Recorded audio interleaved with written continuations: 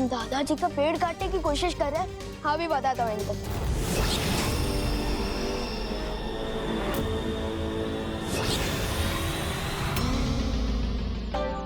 ये जरूर निशाना लगा है भैया। चिंटी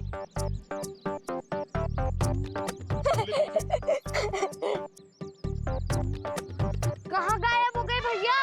जिस डाल को हम काटने वाले थे उस डाल पे लटका हूँ मैं। मैंने तो कुल्हाड़ी फेंकने को बोला था, खुद को नहीं। चिंटी तेरा ही तो आइडिया था। चिंटी मुझे जल्दी से नीचे उतार दे, नहीं तो अगर मैं नीचे गिरा तो डायरेक्ट ऊपर चला जाऊंगा।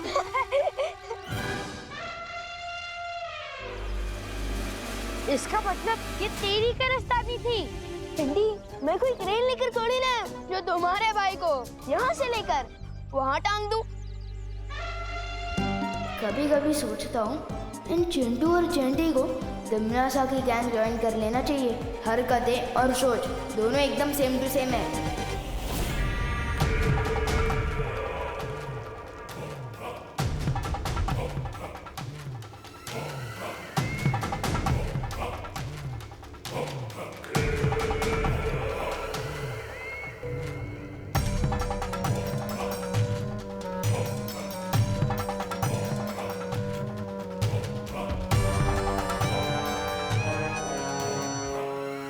भैरानी, ये चने मूर्ति के सामने रखने से अच्छा थोड़े भैराजा को खिला दीजिए। देखिए ना कैसे लालच के मारे देख रहे। ऐसा मैं नहीं बोल रहा हूँ, काल लोग वाले बोलते हैं। ये चने के दाने नहीं बल्कि मोती हैं, जिन्हें मैं साल में एक बार यहाँ लेकर आती हूँ निशाचर पक्षी के लिए। ये मोती खाकर निशाचर पक्षी और भी ज्यादा ऊर्जावान हो जाता है। उसकी ऊर्जा से हमारा काललोक पूरे ब्रह्मांड में बड़ा हो सके और शक्तिशाली हो सके। ऐसी शक्तियां जिनसे काललोक एक दिन ब्रह्मांड का सबसे शक्तिशाली लोक बनेगा। है कहाँ वो निशाचर पक्षी? बड़ा शर्मीला परिंदा लगता है। शर्मीला नहीं है वो, तूफान से भी ज्यादा तेज है। वो रहा।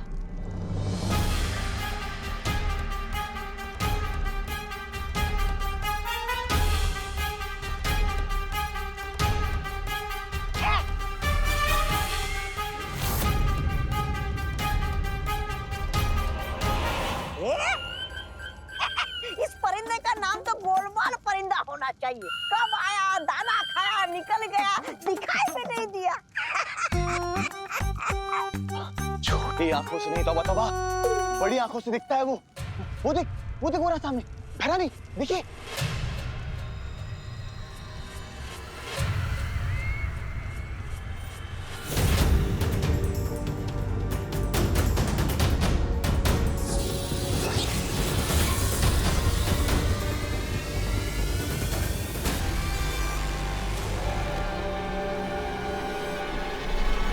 ये निशाचर पक्षी नहीं बल्कि वीर लोक का भेजा हुआ कोई जासूस है।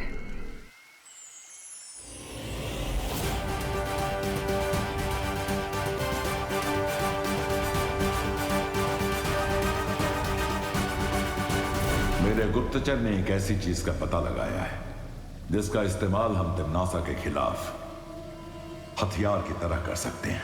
कौन सी चीज शौर्य? निशाचर पक्षी। निशाचर पक्षी? ये कौन है शौर्य?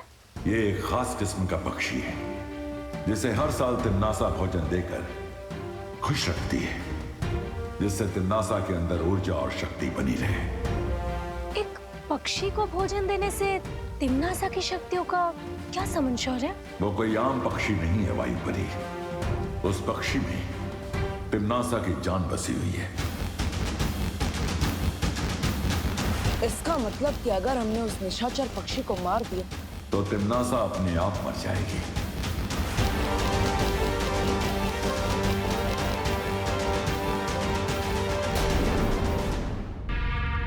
अब तक तो बालवीर को पता चल चुका होगा निशाचर पक्षी के बारे में, और वो जरूर इसे ढूंढकर मारने की कोशिश करेगा।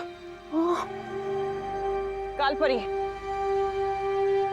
तुम अभी जटिलवन जाओ और जाकर निशाचर पक्षी को ढूंढो ताकि मैं उसे कहीं और सुरक्षित रख सकूं। लेकिन तिमनासा, उन हजारों पक्षियों में से असली निशाचर पक्षी को मैं कैसे पहचान पाऊंगी? अपना हाथ आगे करो।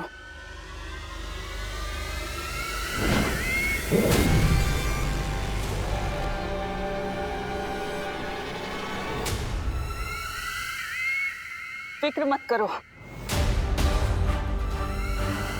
ये मोती खुद उसे ढूंढ लेगा। जाओ। शौर्य, मैं अभी इस निशाचर पक्षी को मारने जाता। जाने से पहले कुछ बातें गौर से सुन लो बालवीर। जिस पक्षी को तुम ढूंढने जा रहे हो वो तुम्हें जटिल वन में मिलेगा। ये वन इतना घना है कि यहां सूरज की रोशनी तक नहीं पहुंच पाती है। जटिल वन में से निकल पाना लगभग नामुमकिन है। शौर्य, आपने और माँ ने मुझे सब सिखाया है। मैं हर नामुमकिन काम को मुमकिन कर सकता हूँ। एक बार तुम इस जंगल के अंदर चले गए फिर तुम्हारी मदद बाहर से कोई भी नहीं कर सकेगा, और ना ही तुम बिना अपना मकसद पूरा किए जंगल से बाहर निकल सकते हो। मैं हर खतरा उठाने के लिए तैयार हूँ शौर्य। तिम्नासा को मारने का इससे अच्छा मौका हमें नहीं मिल सकता। मुझे आशीर्वाद दीजिए शौर्य कि मैं कामयाब होकर लौटूं। खुश रहो शौर्य, खुश रहो परियों। खुश रहो बालवीर, खुश रहो।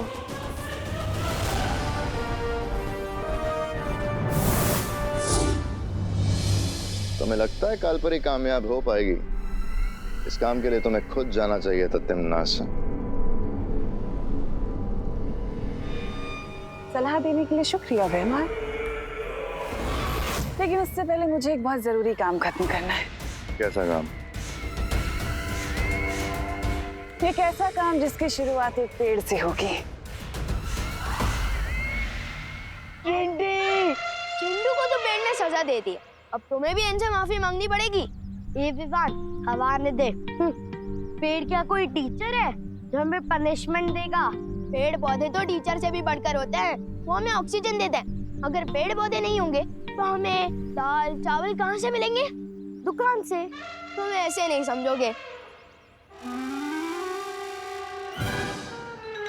वो ट्री देवता अपने चिंटू को अपनी दाल काटने की कोशिश करने की सजा तो दे दी, लेकिन इस चंटी की भी अकल ठिकाने लगा दीजिए।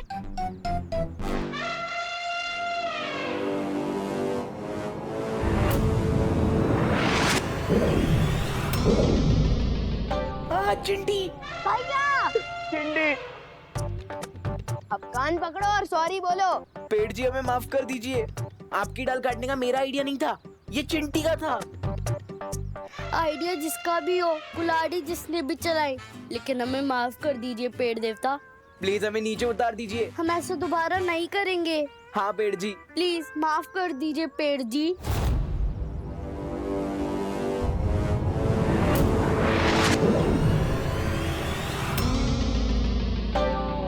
भागो भैया भागो। भाग चिंटी। विवान, मैं तो तुझे बाद में देखूंगा।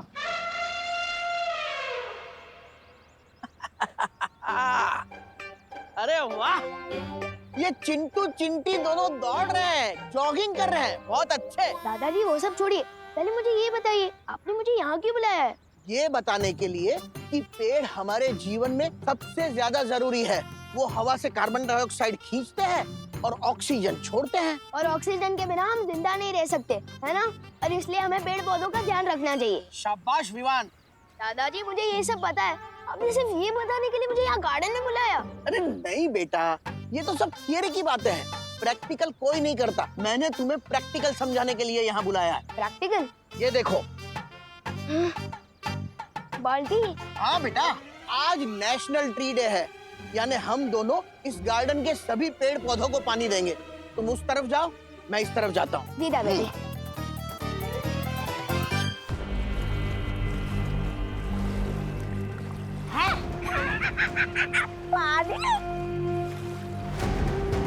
भरानी, आपने तो कहा था कि जरूरी काम की शुरुआत किसी पेड़ से होने वाली, लेकिन आप हमें तो तालाब के पास लेकर आई है। मुझे तो प्यास नहीं लगी।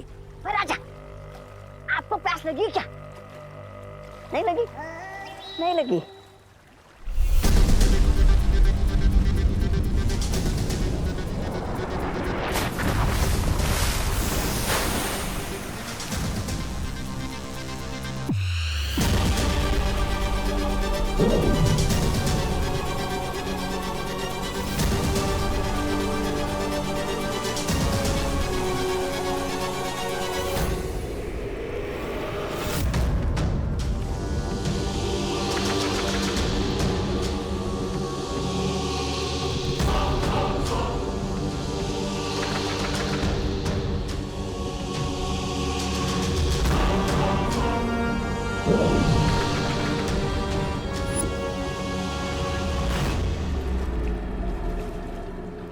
ये कोई आम बीज नहीं है, बल्कि इस बीज से जन्म होता है काल वृक्ष का।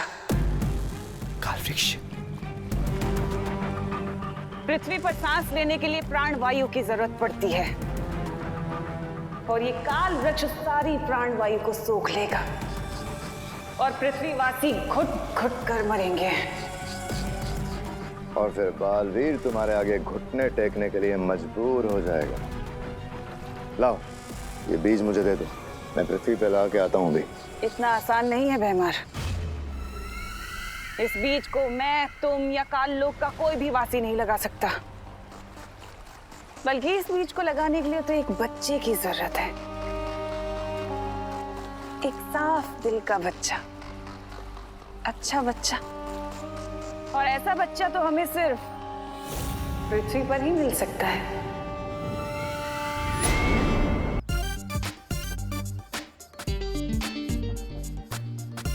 नेक काम में देरी नहीं करनी चाहिए, लेकिन अगर इसी तरह बहाने डालूंगा तो 2 दिन लग जाएंगे। हाँ, मैं यही कर लेता हूँ।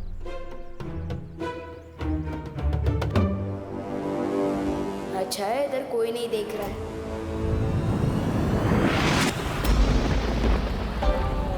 हाँ ठीक। गिर पड़ी अंकल। बिन मौसम बारिश कैसे हो गई? एला, वहाँ बारिश और यहाँ सूखा, ये दो बातें अलग है। नहीं अलग नहीं है। तो बंद हो गई? पर अंकल ये बारिश थोड़ी थी, ये तो ओस थी। ओस? हाँ। इतनी सारी ओस? हाँ। क्लाइमेट चेंज अंकल, लोग इतना पॉल्यूशन कर रहे हैं तो क्या? वो मौसम का कोई भरोसा नहीं। वो सब छोड़े अंकल, वैसे ये बताइए आपके यहाँ कितनी लाल क्यों है? अब छुप छुप के रो रहे थे क्या?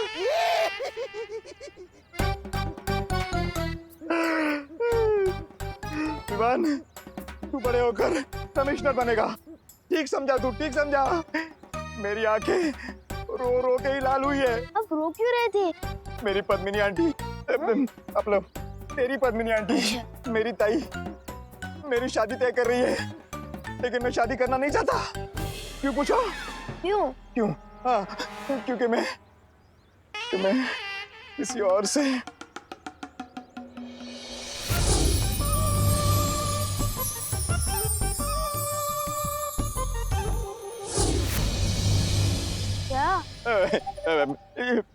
तू अभी कच्चा है, अपना बच्चा है। जाने दे, तू छोड़ इसे, जाने दे। अरे अंकल रुको तो, बताइए तो सही, हो सकता है मैं आपकी कोई मदद कर सकूं। हाँ? हाँ? अरे मैं अपनी मदद खुद नहीं कर पा रहा हूँ, तू कहाँ से करेगा?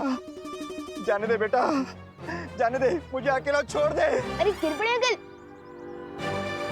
कानून का फर्ज होता है बेगुनाह की मदद करना, वैसे ही बालवीर का फर्ज है रोने वाले चेहरों पे मुस्कान लाना।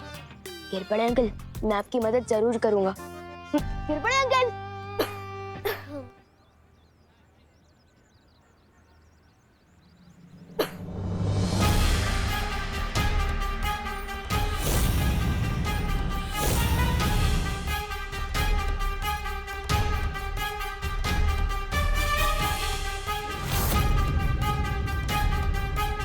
जहाँ तक मैं जानता हूँ भैरानी, इससे ज्यादा नेक बच्ची भारत नगर क्या पूरे भारत देश में नहीं मिलेगी। अगर इसके हाथों ये बीज लगवा दिया जाए तो आपका काम बन जाएगा भैरानी।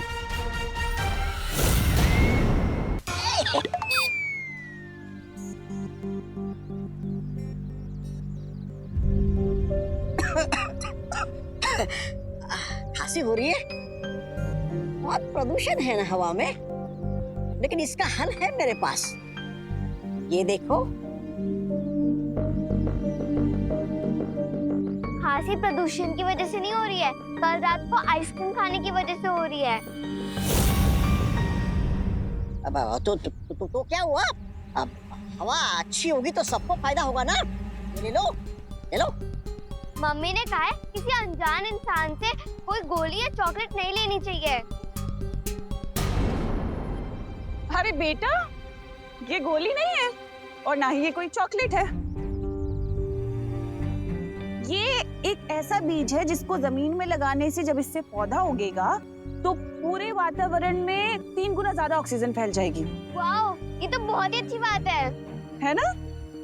तो चलो फिर ये बीज लगाते हैं ताकि इसमें से पौधा उगे। नहीं, मम्मी ने कहा है जब तक मैं टिफिन बांट के वापस नहीं आ जाती तब तक मैं इस जगह से हिलूं भी ना।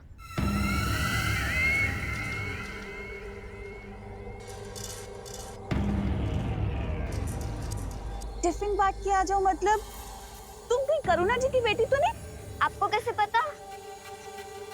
अरे करुणा ने तुम्हें मेरे बारे में बताया नहीं? मैं उनकी बचपन की दोस्त हूँ। बहुत बढ़िया रानी। और तुम्हारी मम्मी की दोस्त तो माँ जैसी हुई ना, है ना? तो चलो फिर ये बीज लगाते हैं। और जहां तक मैं करुणा जी को जानती हूँ तो मुझे पता है उन्होंने तुम्हें एक बात तो जरूर समझाई होगी कि कभी भी किसी भी अच्छे काम को करने के लिए मना नहीं करते। ये बीज लगाना भी तो कितना अच्छा काम है ना? और मुझे लगता है कि तुम अपनी मम्मी की दोस्त को कभी मना नहीं करोगी। मैं भी तो तुम्हारी माँ जैसी हूँ ना, हम कितना अच्छा काम करेंगे। चले? ये लो।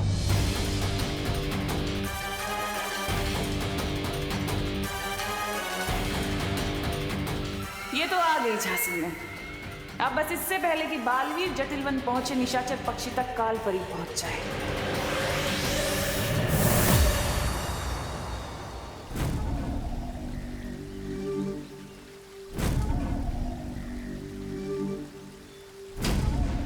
तो ये है जटिलवन।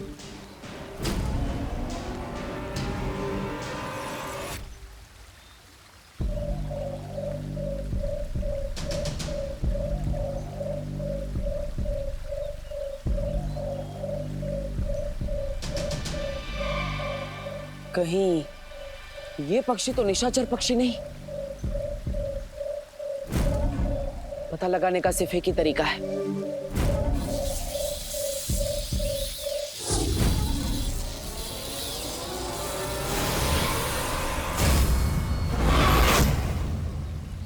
बालवीर, जितना जटिल ये वन है ना, उतनी ही जटिल तुम्हारी समस्या। तुम इस वन से पक्षी तो क्या, चींटी भी नहीं ले जा सकोगे। मैं यहाँ पर चींटी लेने नहीं, निशाचर पक्षी को लेने आया और उसे अपने साथ लेकर ही जाऊंगा। ओ जटिल वन, सुना तुमने बालवीर क्या कह रहा है? वो कह रहा है कि वो यहाँ से निशाचर पक्षी लेकर जाएगा। और ये भी कह रहा है कि वो तब तक यहाँ से नहीं जाएगा जब तक उसका वो मकसद पूरा नहीं कर लेगा। सुना?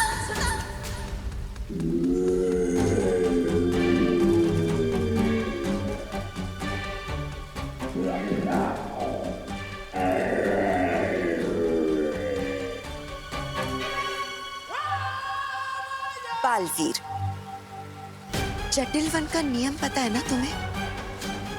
एक बार यहाँ पर अपना मकसद बता दिया और जब तक वो पूरा नहीं हो जाता तब तक तुम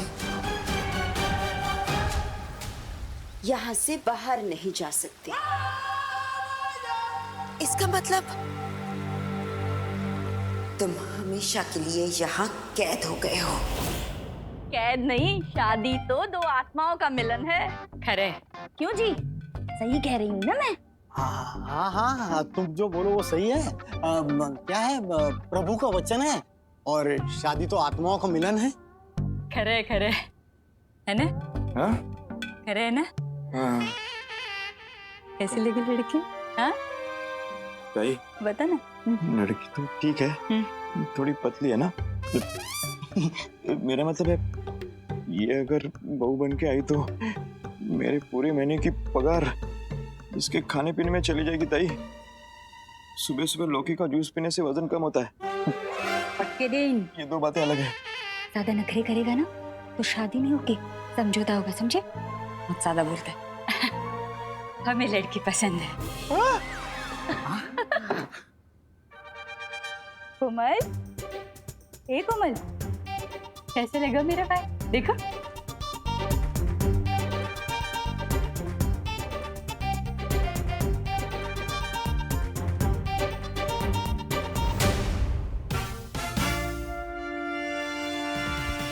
समझ सकता हूँ।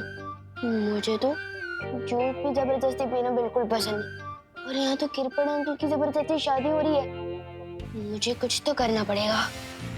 कोमल बेटा, तुम्हें लड़का पसंद है या नहीं?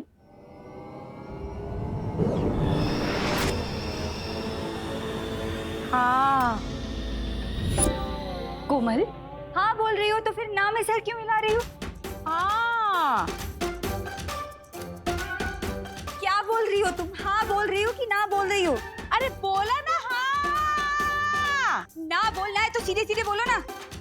मेरा भाई पुलिस में है, लड़कियों की कमी नहीं है। समोसे रखो और चलते बनाओ। कंफ्यूज करूं ठेवले हैं।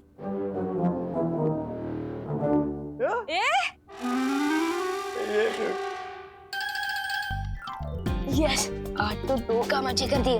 अब घर जाकर अच्छी दीदी के साथ खेलता हूँ। यस।